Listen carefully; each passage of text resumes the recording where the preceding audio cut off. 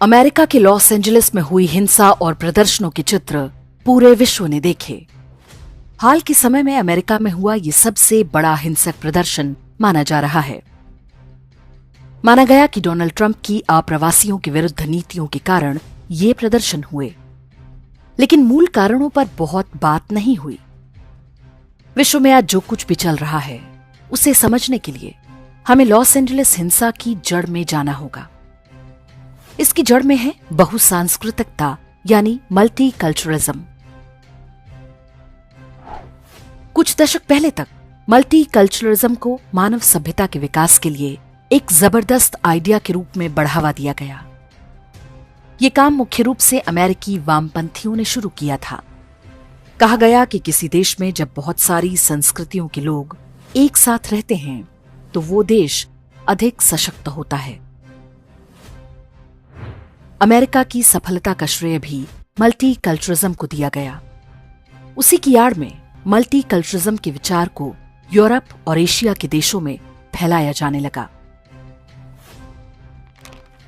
कहा जाता रहा कि अमेरिका एक मेल्टिंग पॉट है, एक ऐसा देश जहां विभिन्न नस्लों, संस्कृतियों और समुदायों के लोग आकर एक समान अमेरिकी पहचान में ढल जाते हैं। वर्ष 1960 में अमेरिका की जनसंख्या का 87% से अधिक हिस्सा नॉन हिस्पैनिक व्हाइट नस्ल के लोग हुआ करते थे। रेड इंडियंस के सफाई के बाद बड़ी संख्या में यूरोपीय देशों से ईसाई लाकर अमेरिका में बसाए गए थे। इनमें अधिकांश अंग्रेज, आयरिश, जर्मन और पोलिश लोग थे। आज जो अमेरिका हम देखते हैं उसकी संविधान और समाज की संरचना में उन्हीं की संस्कृति को कोर कल्चर माना गया है। अंग्रेजी भाषा, ईसाई मजहब और यूरोपीय वैल्यू सिस्टम उन्हें एकजुट बनाता था। भौगोलिक परिस्थितियों और अपनी कोर कल्चर के दम पर अमेरिका कुछ ही सदियों में विश्व की महाशक्ति बन गया।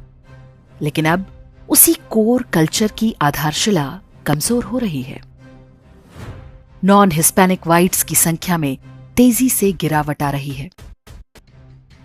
वर्ष 1960 में जो 87% से अधिक थे, वे वर्ष 2025 में घटकर 58% रह गए। अनुमान है कि वर्ष 2045 तक नॉन हिस्पैनिक व्हाइट जनसंख्या 50% से भी नीचे पहुंच जाएगी। ये वो डेमोग्राफिक या जनसांख्यिकीय बदलाव है जो अमेरिका में बीते दशकों में तेजी से हो रहा है। जैसे जैसे ये सामाजिक परिवर्तन हो रहा है, वैसे वैसे अमेरिका की आधारशिला भी कमजोर हो रही है। हर राष्ट्र की एक साझा पहचान होती है जो उसकी भाषाओं, नैतिक मूल्य, परंपरा और ऐतिहासिक अनुभवों से बनती है। अमेरिका में ये पहचान लंबे समय तक श्वेत नॉन हिस्पैनिक समुदाय की संस्कृति पर आधारित थी। बाद के समय में जो लोग भी अमेरिका में जाकर बसे, उन्होंने भी इस कोर कल्चर को अपनाया। लेकिन जैसे ही बहुसांस्कृतिकता अर्थात मल्टीकल्चरलिज्म के आधार पर नीतियां बनाई जाने लगीं, परिस्थितियां बदलने लगीं। इसके अंतर्गत हर समुदाय को अपनी अलग पहचान बनाए रखने के लिए प्रोत्साहित किया जाता है। ये विविधता बाहर से देखने में आकर्षक लगती है, परंतु जब कोई साझा बुनियाद ना हो तो अंततः ऐसा समाज विभिन्न टुकड़ों में बंटने लगता है। हर कोई अपनी जातीय, भाषाई या धार्मिक पहचान को पहले रखता है और राष्ट्रीय एकता पीछे छूट जाती है। यूरोप के कई देशों ने भी ये प्रयोग किया, लेकिन अब वे स्वयं स्वीकार कर चुके हैं कि मल्टीकल्चरलिज्म हैज फेल्ड। अमेरिका में भी वही स्थिति बनती दिख रही है। कोई राष्ट्र तभी तक एकजुट रहता है जब तक उसकी अधिकांश जनसंख्या सांस्कृतिक दृष्टि से एक साझा दृष्टिकोण रखती है। जैसे ही मूल संस्कृति अल्पसंख्यक बनती है, उस समाज का ताना बाना टूटने लगता है। न केवल सांस्कृतिक बिखराव होता है, बल्कि राजनीतिक ध्रुवीकरण, भाषाई संघर्ष शुरू होता है और अंततः ये गृह युद्ध में परिवर्तित हो जाता है।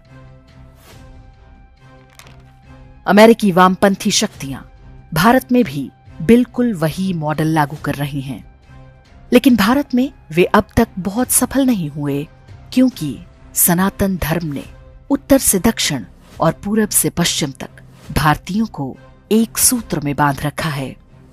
इसे कमजोर करने के लिए ही वे कभी जाति, कभी समुदाय, कभी क्षेत्र और कभी भाषा की पहचान को उभारते हैं। लेकिन ये सारे विभाजन बहुत कारगर नहीं हुए, क्योंकि सबका मूल आधार और पूर्वज एक ही हैं। ये स्थिति बनी रहे, इसके लिए आवश्यक है कि भारत में सनातन धर्म को कोर कल्चर के रूप में बढ़ावा दिया जाए। विदेशी संस्कृतियों का भी स्थान हो सकता है, लेकिन उन्हें कभी भारत की कोर कल्चर के समान महत्व नहीं दिया जाना चाहिए। बिना किसी साझा सांस्कृतिक रीढ़ के बहुसांस्कृतिकता या मल्टीकल्चरलिज्म किसी राष्ट्र को भीतर से खोखला कर देता है।